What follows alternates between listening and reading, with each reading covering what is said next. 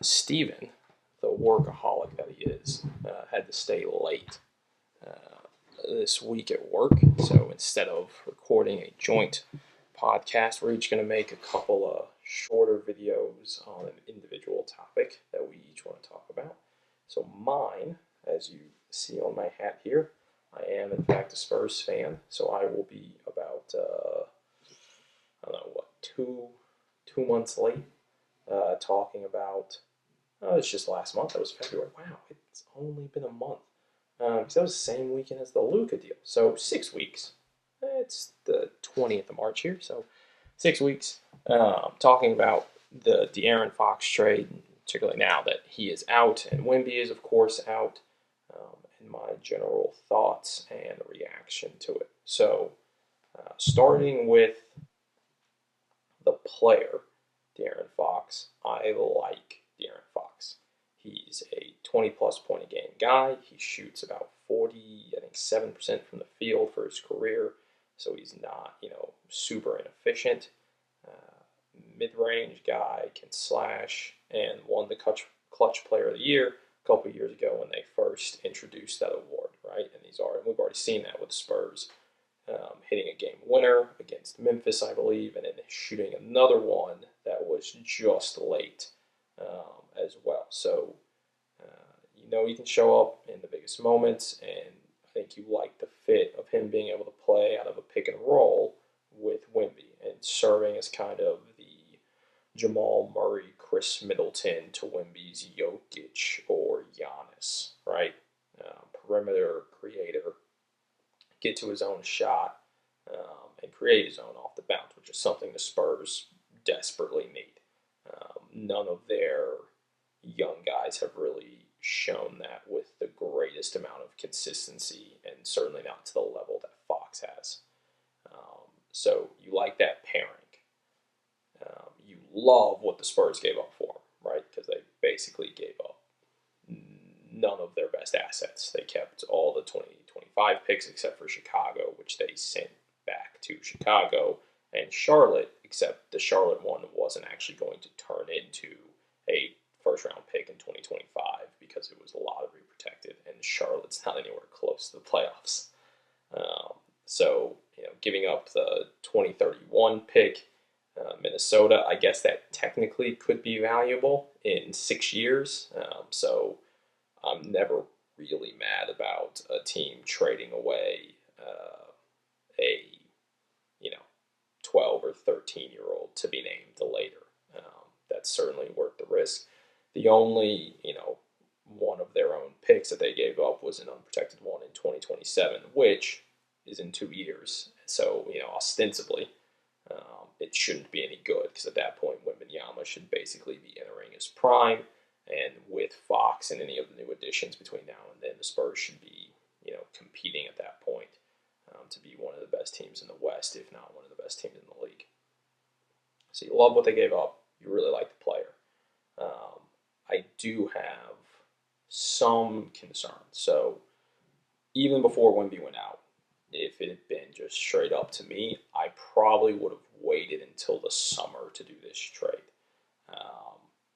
Because I just think you have more flexibility and more options. If the lottery goes your way and you end up in the top 4, but you're not number 1, where Flag, right, is going to be the pick, right? Then you're looking at Edgecombe or Bailey or Harper, and 2 of those guys play or would ostensibly be the pairing in the backcourt with Castle that you want.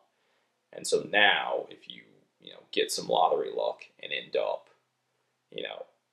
not, in the in the top 4, but not with the number 1 pick, it pretty much has to be Bailey. It doesn't necessarily fit the same if it's not, right? Maybe you think your roster's not really in a place where you care about that so much. You're not really worried about positional fit. But I think once you make the Fox trade, you kind of have to, because you have pretty much told yourself, like, hey, we need to be competing in the next 2 years, right? And if not, immediately next year. So I probably would have waited till the summer. I also think that if Castle, who they reportedly didn't want to put in this trade, and that was kind of a hard stance that they took, perfectly okay with that. But Castle's biggest weakness in this game is going to be his ability to shoot the three. So if I was looking at potential partners or potential point guards to look around for, I might have wanted a point guard that was a little bit better. Fox is 33% from three.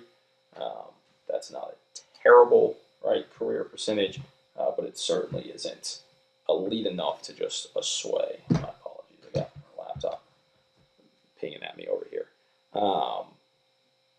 So versus maybe if you wait till the summer, I personally think there's at least a chance that Darius Garland is available. I know the Cavs are off to races right now, but if they end up losing to Boston again or Boston ends up winning the East again and they end up beating the Cavs on the way there because they just simply hunt the fact that the Cavs have two small guards, then the Cavs might kind of be forced to make that decision, and we know they're not giving up Donovan Mitchell. So that combined with Garland's size there might make him available. And again, is it likely? I don't know, but I think it might have been worth the wait, and I think the Fox deal would have still been there in the summer. So I am concerned, wanting to put a guard next to Castle that's probably a bit more of a sniper, because at some point or another the Spurs do have to make a roster decision that revolves around the idea that it's 2025 and they need to be able to shoot the three. I don't think it is viable, moving forward to keep Wembanyama as your best three-point shooter at any sort of a high volume. So again, I like the move with Fox. I do have some concerns about the pairing in terms of just spacing on offense. They're going to need to look to alleviate that. And I just think if they had waited till the summer, you just have more optionality once the draft picks and the lotteries actually come in and we see where they're at. But overall, I think it's going to be a good pairing. I think they should make the playoffs next year with those two and any off-season additions. So that's my take. We're going to come up with some sort of name, whether this is Cage's Corner or Cage's Comments. I really like alliterations. I don't know. You guys tell me what I should call these little one-offs that I do.